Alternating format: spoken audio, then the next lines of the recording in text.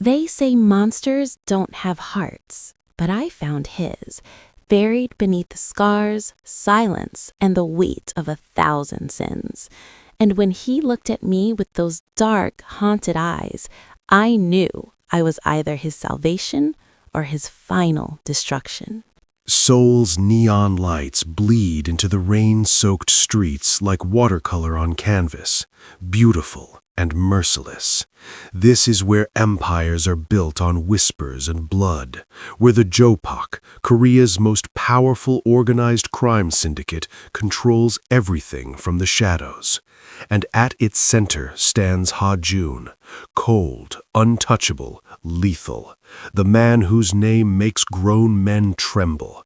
The man whose neck bears the intricate tattoos of a dragon, a beast that devours everything in its path.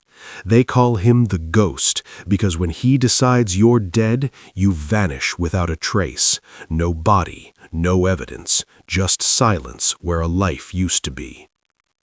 But on a freezing October night, everything changes when a foreign student with warm brown skin and eyes full of unspoken pain steps between him and a bullet meant to end his reign.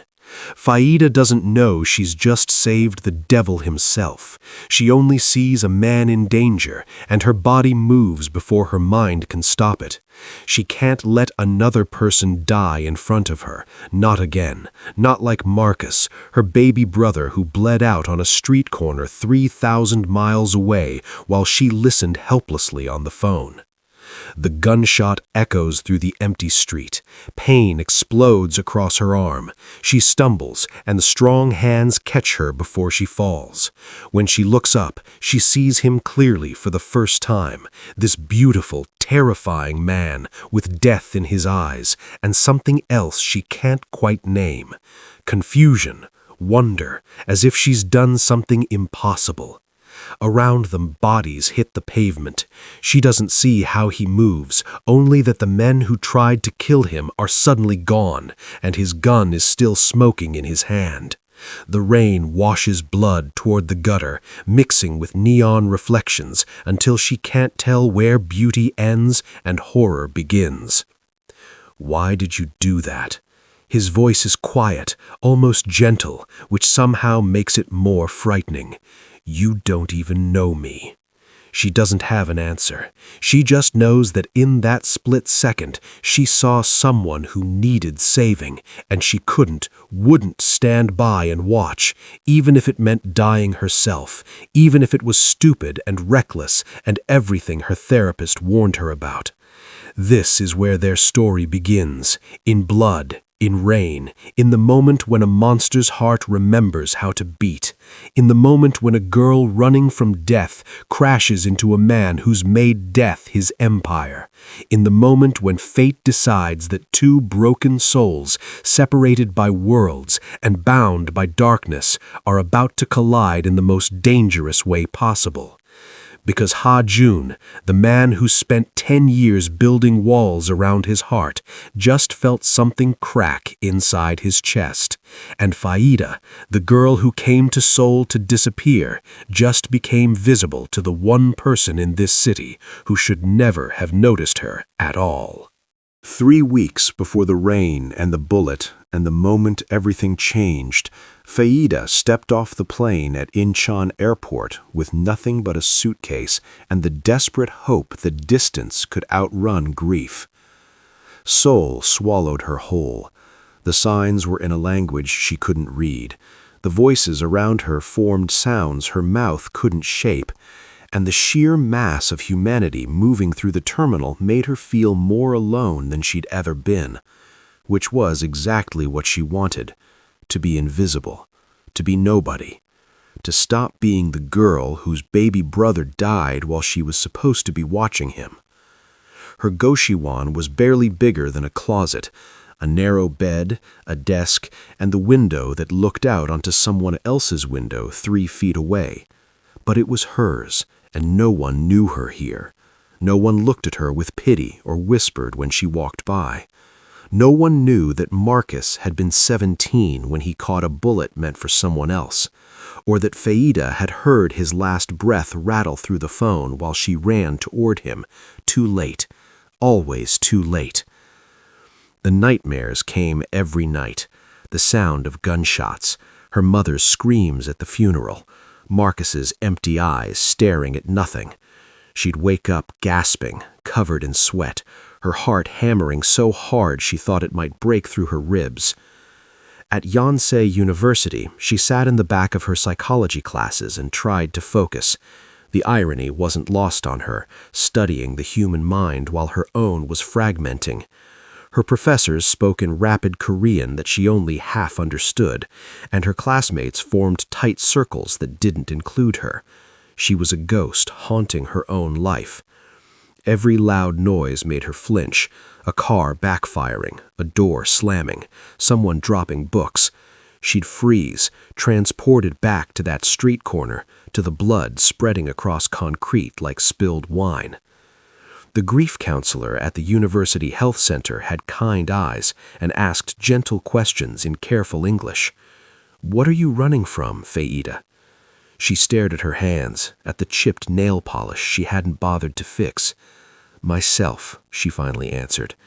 "Because how do you explain that you're running from the guilt that eats you alive?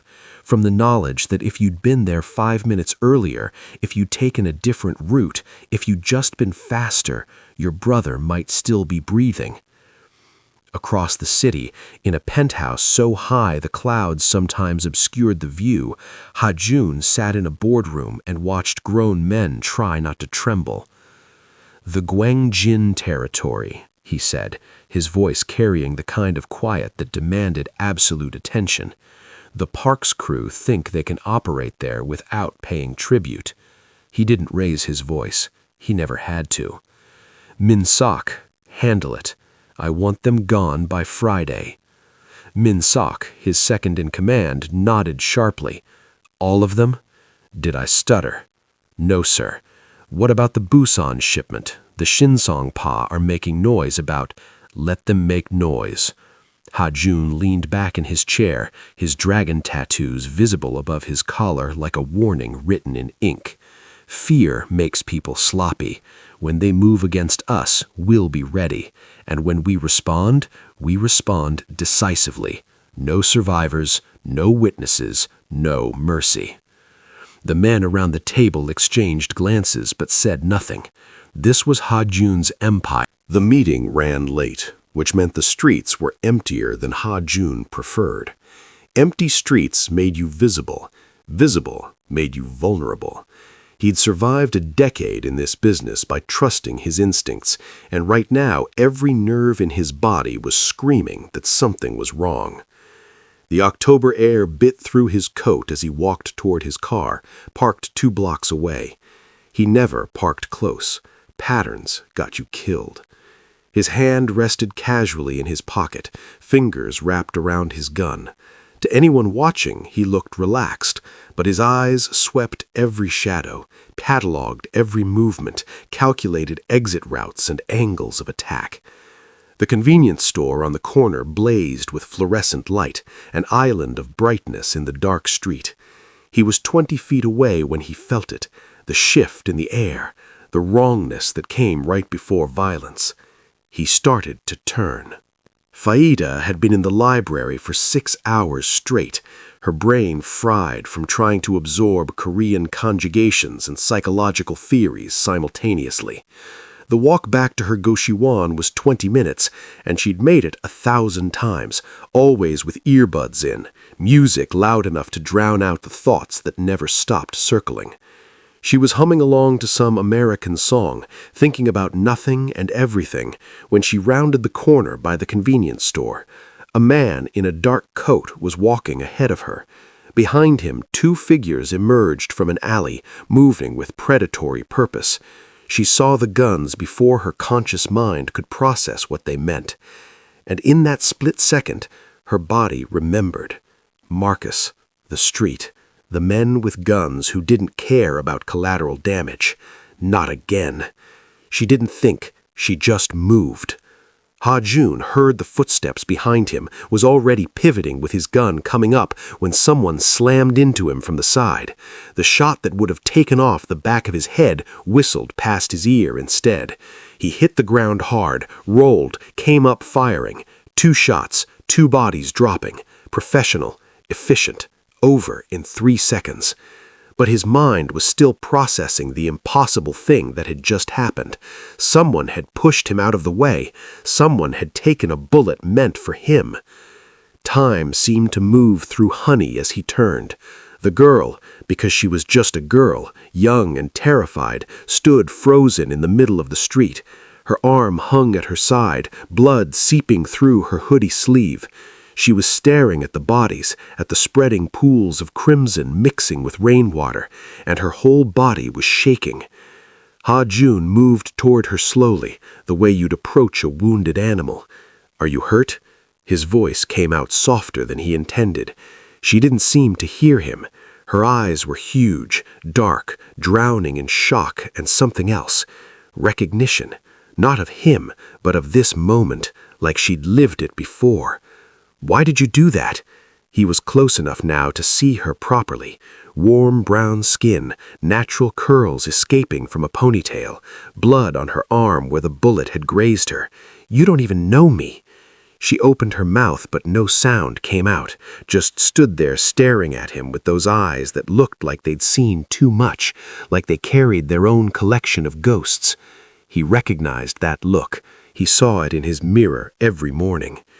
The sound of cars approaching snapped him back to reality, his men responding to the gunshots. He needed to clean this up, get rid of the bodies, disappear before police arrived. But he couldn't stop looking at her, at this stranger who'd thrown herself between him and death without hesitation. "You need to go, now." Ha-joon told himself he was just being thorough. That's what he did. Identified threats, gathered intelligence, protected his interests. The girl had witnessed a hit. She could talk. He needed to know who she was, what she might do, whether she posed a risk. But that didn't explain why he read her file 3 times, why he memorized details that had nothing to do with security. Marcus Williams, age 17, died in gang crossfire in Baltimore. Faida had been on the phone with him. She'd heard everything.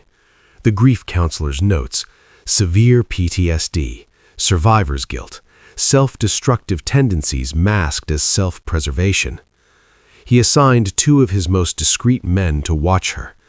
"Just make sure she's not talking to police," he told them, "and keep her safe." Min Suk raised an eyebrow at that last part, but was smart enough not to comment. The reports came daily. She goes to class. She studies alone in the library. She doesn't talk to anyone except a roommate named Jessica. She barely eats. She has nightmares. They can hear her through the thin walls, gasping awake at 3 a.m. Ha-joon read every report and told himself it meant nothing. Faida couldn't stop seeing the bodies. Every time she closed her eyes, there they were, crumpled on wet pavement, blood mixing with rain. And those eyes, the man's eyes when he'd looked at her, dark and fathomless, and carrying the same haunted quality she saw in her own mirror. She tried to focus in class, but found herself staring at nothing, replaying those 3 seconds over and over. The way he'd moved, fluid, lethal, like violence was a language he spoke fluently. The bodies dropping before she even registered he'd fired. The careful way he'd approached her afterward, like she was something fragile he didn't want to break. "You're not okay," Jessica said one night, watching Faida push food around her plate without eating. Jessica was Korean American, had grown up between worlds, and had a way of seeing through bullshit. "What happened?" "I think I saw something I shouldn't have." Jessica's expression went carefully neutral. "In Seoul, there are places you don't go, people you don't see. Whatever you witnessed, forget it. Seriously, Faida, forget it and move on." But forgetting wasn't something Faida knew how to do. Gwangjang Market was overwhelming in the best way, a sensory explosion of sizzling food, shouting vendors, and crowds thick enough to get lost in. Faida was trying to order binda teak with her limited Korean when someone bumped into her from behind. She turned, apologizing in broken Korean, and her heart stopped. Him, right there, close enough to touch. In casual clothes, black turtleneck, leather jacket, he looked almost normal. Almost. Until you saw his eyes and remembered what those eyes had watched him do. "You're okay," he said, his gaze dropping to her bandaged arm. Not a question, an observation. She nodded because words had abandoned her. Good. Something flickered across his face. Relief? Satisfaction? Before his expression went neutral again. Then he was walking away, disappearing into the crowd like smoke. It wasn't until she got home that she found the business card in her jacket pocket. No name, just a phone number in neat black ink.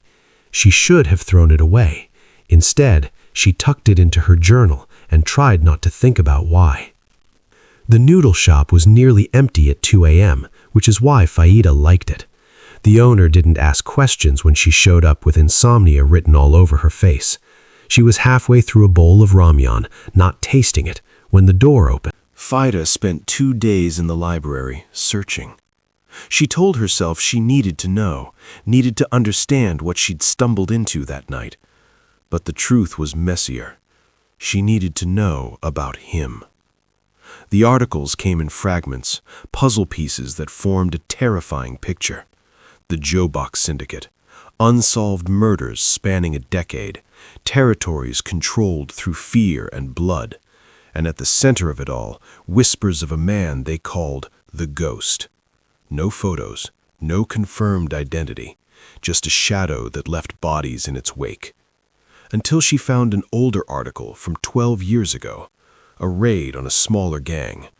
Among the suspects detained and released, a younger man with sharp features and dark eyes she'd recognize anywhere. The caption identified him as Ha-joon, suspected enforcer. Even then, his eyes held that same haunted intensity.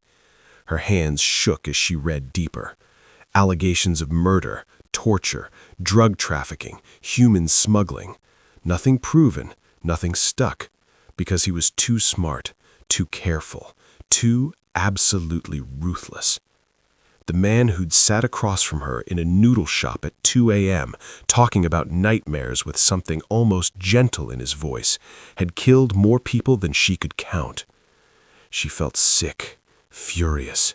At him for letting her believe, for letting her think, at herself for being so stupid, for being drawn to a monster just because he had sad eyes and understood insomnia. She blocked the number on his business card, avoided Gwangjang Market, changed her routes to class, tried to erase him from her life like he'd never existed. It lasted 4 days. He appeared outside her building on a Tuesday night, leaning against the wall like he'd been waiting. The dragon tattoos were visible above his collar, and in the harsh streetlight he looked exactly like what he was. Dangerous, deadly, inevitable. "We need to talk." "I know who you are." Her voice came out steadier than she felt. "Stay away from me." No. The simple refusal should have terrified her. Instead, it made her angry. "I looked you up. The Jobok, the Ghost, the bodies. How many people have you killed?" "I stopped counting years ago." His honesty was somehow worse than a lie. She wanted to run, to scream, to do anything except stand there staring at him. "You let me think." "I never lied about what I am. You never asked." "People are afraid of you." "Everyone," he agreed, "except you." "I should be." He stepped closer, and she hated that she didn't step back.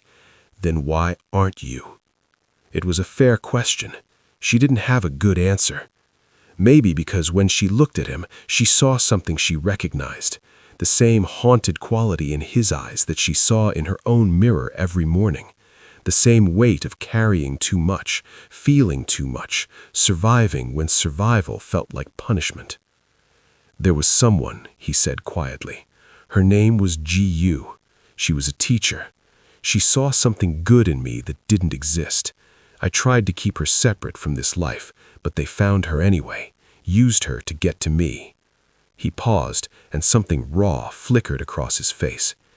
They sent me pieces of her, took her apart slowly because they knew I'd come, and I did, but I was too late. Faida's anger wavered. So you became this. I swore I'd never be weak again, never let anyone close enough to be used against me. Everyone I've ever cared about dies, so I stopped caring. His eyes met hers, until a stranger threw herself in front of a bullet meant for me. That's not strength. The text came at midnight, just an address and a time. 5 a.m. Nothing else.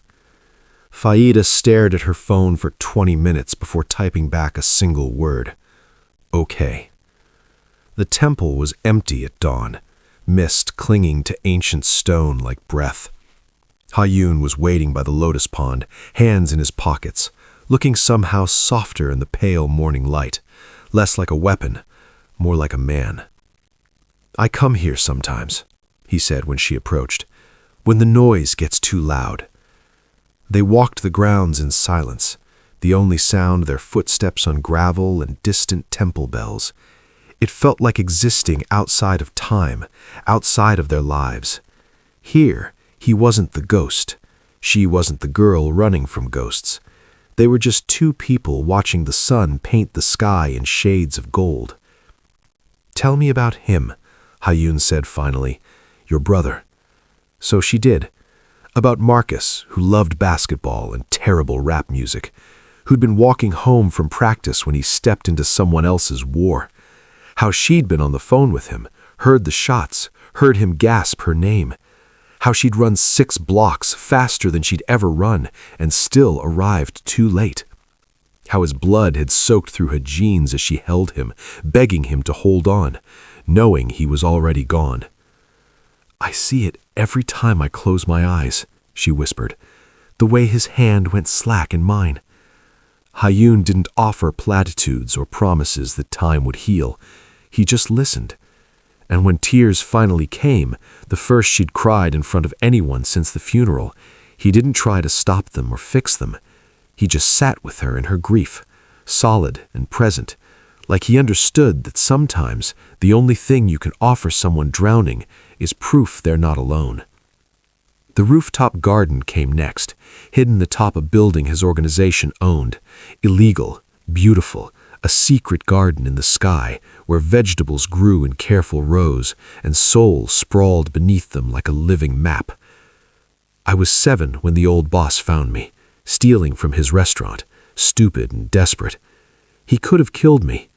Instead, he fed me, gave me a choice, the streets or him. I chose him. His smile was bitter. Didn't realize I was choosing this life until it was too late to go back.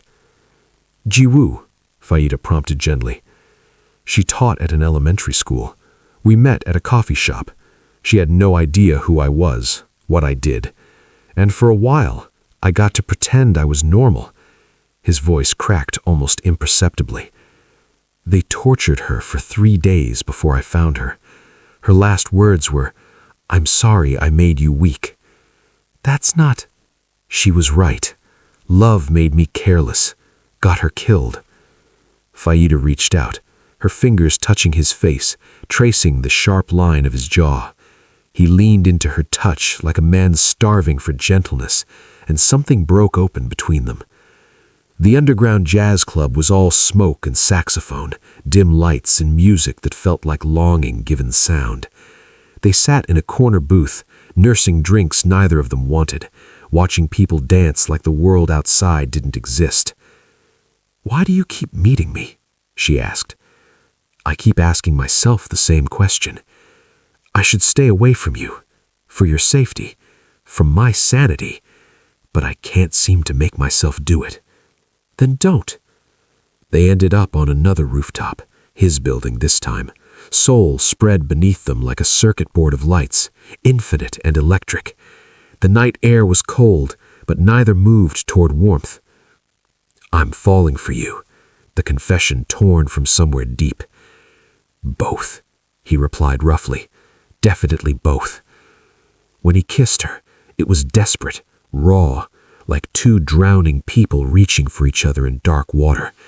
His hands tangled in her hair, her fingers gripping his jacket, and for a moment the world disappeared into just this, just them, just now, just real. When they finally pulled apart, he looked shaken, undone. I can't promise you safety. Everyone close to me ends up... I'm not asking for promises, she interrupted. I'm just asking for this, for now, for whatever we can have. But even as she said it, they both knew the truth. His world didn't allow for love. Hers didn't allow for monsters. And the space between those two realities was growing smaller every day, rushing. The mornings became theirs. Ha-joon would pick her up before dawn, drive them to his penthouse where the city was just waking up below. He'd make coffee, too strong, the way she was learning to like it, and they'd sit at his kitchen island with Korean textbooks spread between them. No, the pronunciation is softer, he said, patient in a way that would have shocked anyone who knew him. 사랑해. Try again. 사랑해, she repeated, and something flickered in his eyes at hearing her say, I love you in his language, even if it was just practice. She made him laugh one morning, actually laugh, deep and genuine, when she tried to cook him breakfast and nearly set off the fire alarm making pancakes. The sound was so unexpected, so unguarded, that they both froze, like they'd stumbled onto something sacred. Your men have never heard you laugh, have they? She asked. I don't give them reasons to. But the darkness was always there, creeping in at the edges. The phone calls he took in another room, his voice dropping to that cold, dangerous tone, the bruised knuckles he tried to hide, the way his men looked at her when she visited, Min-suk especially, his eyes calculating and hostile, like he was measuring her for a coffin. She pretended not to notice. He pretended she couldn't see. They slow danced in his penthouse one night, old jazz playing low, her head against his chest where she could hear his heartbeat. For a moment it felt almost normal, almost like they were just two people falling in love instead of two people falling toward disaster. Stay tonight, he said against her hair. She pulled back to look at him. Are you sure? His answer was to kiss her like she was oxygen and he'd been drowning. In his bedroom, with Seoul glittering beyond floor-to-ceiling windows, he let her see him completely, every scar from knife fights and bullets, the puckered tissue on his shoulder where someone had stabbed him when he was 19, the bullet wound near his ribs that should have killed him. His body was a map of violence survived. Faida traced the dragon tattoos that crawled up his neck and across his shoulder, intricate and beautiful and terrifying. What do they mean? Each scale is a death. His voice was quiet, almost ashamed. Some I caused, some I couldn't prevent. She counted them, stopped at 30. There were more. Can you live with that? He asked, and she heard the real question underneath. Can you live with me? Can you live with yourself if you don't try to change? It was the wrong thing to say. She felt him shut down, walls slamming back into place. I am what I am, Faida. I won't apologize for surviving. This is who I had to become, or who you chose to become. There's no difference. They made love anyway, but it felt different now, desperate, like they were both trying to hold on to something already slipping away. He touched her like she was precious and breakable. She held him like she could keep him from disappearing into the darkness he carried. Afterwards, tangled in expensive sheets with his arms around her, she listened to his breathing even out into sleep. For the first time since GU, he slept without nightmares, without waking to check for threats. He slept like he felt safe. And that's when Faida knew she had to leave. Because she couldn't save him. She couldn't love him into being someone different. And staying would mean accepting the blood on his hands, the bodies in his wake, the violence that would always be part of him. She'd spent her whole life trying to save people, Marcus, herself, now him, and all that had brought was more pain. She got dressed in the pre-dawn darkness, careful not to wake him, left a note on the pillow where her head had been. "I can't love a ghost. I need you to choose to be real, choose to be more than what they made you. When you're ready to do that, if you're ever ready, you know where to find me." She didn't look back. If she looked back, she'd stay, and staying would destroy them both. Ha-joon woke to cold sheets and colder silence. He read the note once, twice, a dozen times until the words blurred. His first instinct. Ha-joon started small, delegated the violence he'd once handled personally, told his lieutenants to explore legitimate business acquisitions, real estate, restaurants, tech startups that could launder money legally. It felt like trying to wash blood off hands that would never be clean, but he was trying, for her, for the possibility of being something more than a ghost. His men noticed immediately. The whispers started in corners, spread through rooms when he left. The ghost was going soft. The boss was distracted, weak. Min-sok cornered him after a meeting where Ha-joon had vetoed a retaliatory hit. "This is because of that girl. She's making you weak, just like—" Ha-joon moved before the sentence finished, slamming Min-sok against the wall hard enough to crack plaster. His hand wrapped around his second-in-command's throat. "Finish that sentence. I dare you." Min-sok's eyes watered, but hatred burned through the fear. Ha-joon released him, disgusted with himself, with all of it. "Get out." But the damage was done. Min-sok left that office knowing exactly what he had to do to save the organization from its weakening leader.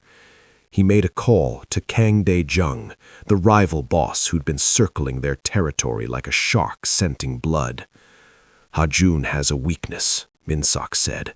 "A foreign girl, student at Yonsei, easy target." The silence on the other end was calculating. Then, "Send me everything you have." Faida threw herself into her studies with manic intensity, anything to stop thinking about him, about the way he'd looked at her in the morning light, about how his scars felt under her fingertips, about the note she'd left and whether he'd even read it. She avoided every place they'd been together, blocked his number after the 5th unanswered call, tried to pretend her heart didn't lurch every time she saw a black car or a man in a dark coat. Jessica watched her unravel with increasing concern. "Girl, you're in love with a gangster. Either go all in or walk away completely. This halfway thing is destroying you." "I know," Faida whispered, "but I don't know how to do either."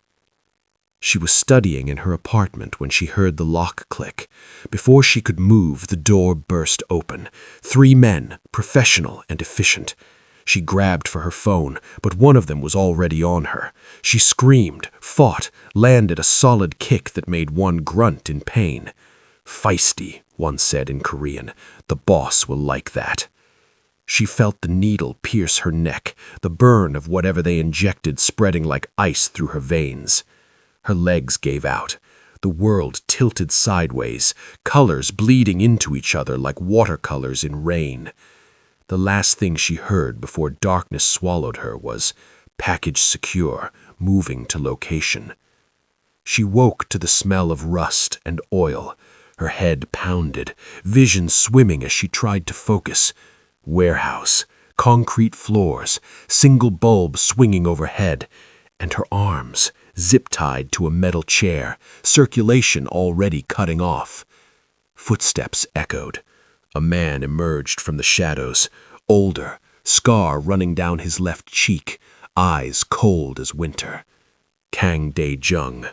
She didn't know his name, but she recognized a predator when she saw one. "Nothing personal, sweetheart. You're just bait. The ghost and I have business, and you're the hook that'll bring him out of hiding." He crouched in front of her, studying her face. "I can see why he's interested. Pretty, exotic, innocent." His smile made her skin crawl. Jiwoo was innocent too, didn't save her. Faida's blood ran cold. This was the man, the one who'd killed Ha-joon's first love, who'd sent him pieces of her. If he doesn't come, Dae-jung trailed off, pulling out a knife, letting light catch the blade. Well, I've always been creative with my time, and we have all night. He stood, patting her cheek almost gently. Let's send your boyfriend a message, shall we? One of his men set up a camera. Kang grabbed Faida's hair, yanking her head back, pressing the knife to her throat just hard enough to draw a thin line of blood. Smile for the ghost, sweetheart. Let him see what happens to things he cares about. The camera's red light blinked, recording, and Faida understood with The video came through at 11 p.m. Ha-joon was alone in his office, trying to figure out how to become a man worthy of the note she'd left him, when his phone buzzed. He didn't recognize the number, opened it anyway. The footage hit him like a bullet to the chest. Faida tied to a chair, blood trickling from her throat, terror in her eyes trying to mask itself as defiance, and Dae-jung's voice, poison smooth. Remember Ji-woo? You never got to say goodbye. Drove you crazy, didn't it? Maybe this time will be different. Come alone to the old shipyard off Yeongjong, midnight, or I'll take my time with her. And trust me, ghost, I'll make sure you hear every scream. The video ended. Ha-joon watched it again and again, each time seeing new details. The zip ties cutting into her wrists, the way she was trying not to shake, the thin line of blood on her throat that made his vision go red. Min-sok burst in without knocking. You've seen it? Get out. It's a trap, obvious trap. If you go, you die. If you don't, she dies. Either way, you lose. Min-sok's voice was almost pleading. Walk away. We rebuild. You've survived worse. I said, get out. She's already dead. You know how Dae-jung works. By the time you get there.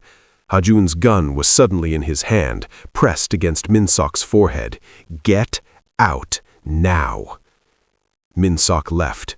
Ha-joon didn't lower the gun for a long moment, finger hovering over the trigger. He knew about the betrayal, about who'd given Dae-jung the information, but killing Min-sok now wouldn't bring Faida back. He looked at his phone, at the photo he'd taken of her when she wasn't paying attention. She was laughing at something stupid he'd said, head thrown back, completely unguarded. Beautiful, alive, real. For 10 years he'd been a ghost, walking through life without feeling it, existing without living.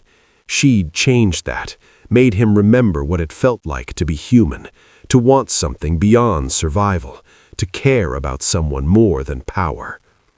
The smart play was to walk away, let her die, protect the empire, survive. But he'd been surviving for a decade, and it had brought him nothing but emptiness and blood and nights staring at a dead woman's photograph. He made 6 calls, his most loyal men, the ones who'd been with him since the beginning, the ones he trusted with his life because they'd already proven they'd give theirs for him. I need you, he said to each one. This is probably suicide. If you go, you die. If you want out, now's the time. All 6 showed up within the hour. The hell, boss, said Jay, the oldest of them. We'd do the same for us. They geared up methodically. Guns, knives, body armor, planned approach routes and exits, knowing most of them were traps, accepted the statistical reality that some of them, maybe all of them, wouldn't survive the night. Ha-joon wrote a will in neat handwriting, left everything to charities, organizations that helped orphans and abuse victims, people he'd never been able to help when it mattered. It felt inadequate, too late, but it was something.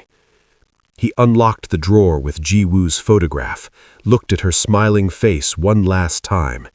I'm sorry I couldn't save you, that I was too late, that loving me got you killed. He traced her face through the glass. But I won't make that mistake again, not with her, not this time. He put the photo back, locked the drawer, walked out of his office knowing he might never return. His men were waiting, 6 loyal soldiers about to follow him into hell. Anyone wants out, now's the time. No one moved. Then let's go get her back. They loaded into 2 vehicles. Ha-joon rode in silence, checking his weapons, running scenarios, but his mind kept returning to her note. Choose to be real. Choose to be more than what they made you. He was choosing. Maybe it was too late. Maybe she'd die hating him. Maybe they'd both die in that warehouse. But at least he was choosing love over fear, humanity over survival, her life over his empire. The shipyard loomed ahead, dark and vast, a graveyard of rusted containers and forgotten ships, the perfect place for an ambush. Ha-joon checked his gun one last time. If I don't make it, he told his men, burn it all down, the organization, everything. Don't let Min-sok take it.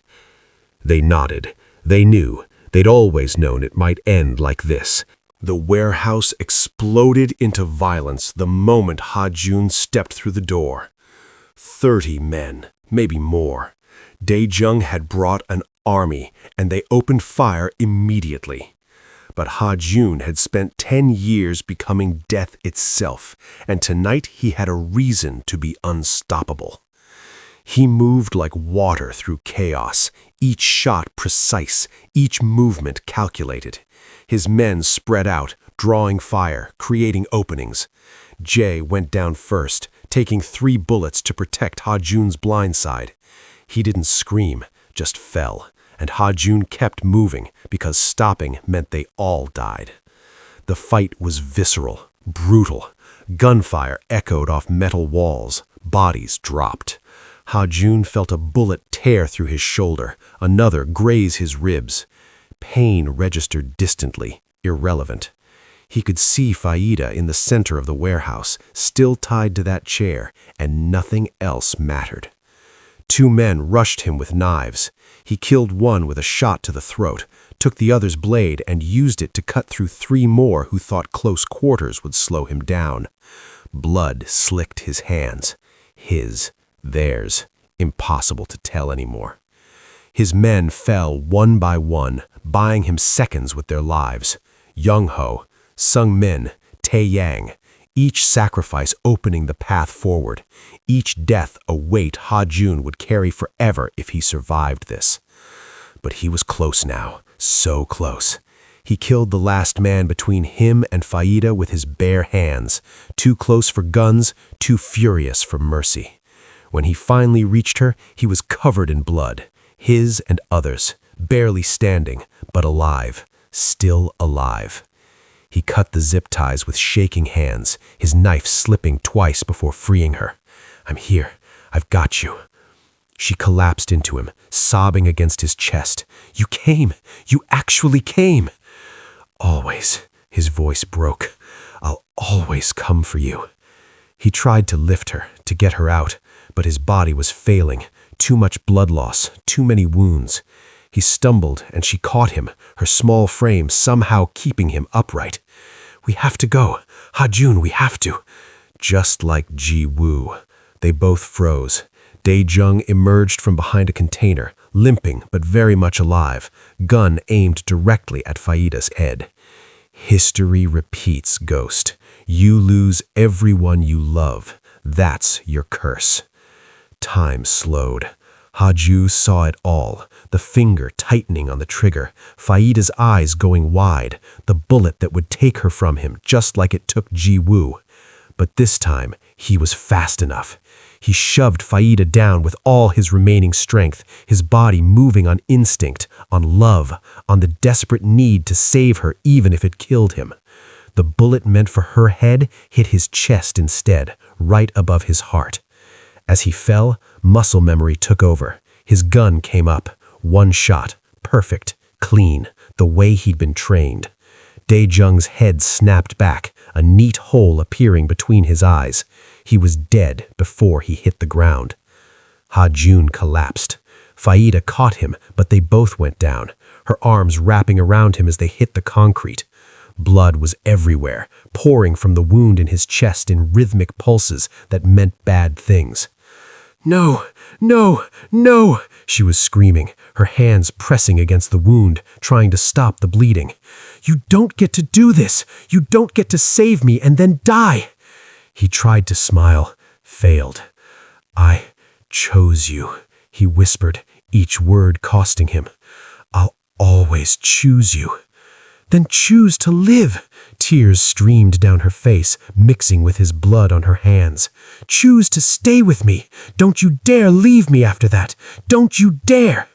Sirens wailed in the distance. Someone had called the police, or maybe his remaining men. He couldn't remember. The world was going soft around the edges, colors bleeding together. "Faida," he managed. "I need you to know." "No," she was sobbing now, her forehead pressed to his.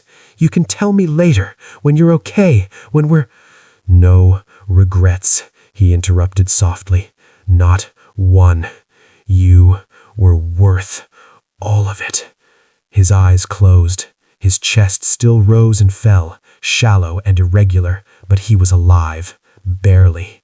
Faida screamed for help, her voice raw and breaking. She held him like she could keep his soul from leaving through sheer will, her tears falling on his face like rain. Around them, the warehouse was silent, except for her crying and the distant sirens getting closer. Bodies everywhere, blood pooling on concrete, the wreckage of a war fought for love. Ha-joon had spent 10 years being a ghost. Tonight, he'd chosen to be. The surgery took 11 hours. Ha-joon flatlined twice on the table, his heart stopping and restarting like it couldn't decide whether to keep fighting. The bullet had missed his heart by centimeters, but the damage was catastrophic. The doctors gave him a 30% chance of survival. Faida sat in the waiting room covered in his blood, refusing to move, refusing to sleep, refusing to accept that he might not wake up. Jessica brought her clothes and food she didn't eat. The police came with questions she answered mechanically, her mind somewhere else entirely. On the second day, news reached her. Min Sok was dead. Ha-joon's remaining men had discovered the betrayal, found the communications with Dae-jong, and handled it the way such things were handled in their world. Swift, final, without mercy. Dae-jong's organization collapsed within 48 hours, his lieutenants turning on each other in the power vacuum. The Jobok was in chaos, leaderless, bleeding territory and influence. Faida didn't care about any of it. She just needed him to wake up. On the third day, his eyes opened, unfocused at first, struggling against the anesthesia until they found her face. Recognition flickered. His lips moved. "Hi," she said, voice breaking on that single syllable, 3 days of terror and hope collapsing into tears. He managed the ghost of a smile, his hand twitching toward hers. "Hi." Recovery was slow, painful, filled with setbacks and small victories. Faida stayed through all of it. The fever that nearly killed him, the nightmares that made him wake up fighting, the physical therapy that left him gasping and frustrated. She was there, constant as sunrise, refusing to let him give up. And somewhere in those long hospital days, Ha-joon made a decision. He called what remained of his inner circle to his hospital room. Weak but clear-eyed, he told them he was done, stepping down. The Jobok transitioned to legitimate business under new leadership, someone who could navigate that transformation without his bloody history weighing them down. His men stared like he'd grown a second head. "Boss, you can't just—" "I can, I am." His hand found Faida's. "I spent 10 years building an empire of fear. It brought me nothing but emptiness. I'm choosing something different now." The Underworld reacted with shock, disbelief, opportunistic power grabs. But Ha-joon liquidated his assets, paid off debts, severed ties with methodical precision. He walked away from everything he'd built, and somehow leaving felt more powerful than staying ever had. 2 months later, they stood on a Seoul rooftop at night. Not his building anymore, just a random rooftop they'd climbed illegally, and the city spread beneath them like scattered stars. Faida was wrapped in his coat, leaning against his chest. He was thinner now, still healing, but alive, so wonderfully alive. His dragon tattoos were visible above his collar, but they looked different somehow. Not symbols of violence anymore, just battle scars worn by someone who'd fought their way back to humanity and won. "No regrets?" she asked softly. He kissed her forehead, the gesture so tender it made her heart ache. "Only one, that I didn't find you sooner." "Where do we go from here?" "Anywhere, everywhere, wherever we want." His arms tightened around her. "I was thinking maybe somewhere warm, somewhere no one knows us, somewhere we can just be." Together? Always together. Seoul glittered beneath them, indifferent and eternal. Somewhere down there, the Jobok still operated, the underworld still churned with violence and ambition, but Ha-joon was no longer part of it. For the first time in a decade, he was just a man, just human, just free. "They say you can't save a monster," murmured Faida, almost to herself, "that darkness always wins, but they're wrong." She turned in his arms to look up at him. "Because I looked into the eyes of the devil himself, and I found a man worth saving, and he found a reason worth dying for." "Worth living for," he corrected gently, touching her face like she was something precious. "You gave me a reason to live." "We saved each other," she whispered. "Yeah," he agreed, pulling her closer. "We did." The city lights blurred into constellations below them. 2 ghosts who'd found their way back to life. 2 broken people who'd proven that love wasn't weakness, it was the bravest thing you could do. The most dangerous, the most transformative. They stood there as the night deepened, 2 silhouettes against Seoul's glowing skyline, holding each other like promises finally kept. Behind them lay blood and betrayal and darkness. Ahead lay uncertainty and possibility and hope. But right now, in this moment, they had each other, and that was enough. That was everything. Fade to black. The end. Thank you for watching this story to the end. If you enjoyed this story, you will surely love the others we have on our channel. They are as crazier and more intriguing as you can ever imagine, so do check it out. We love you.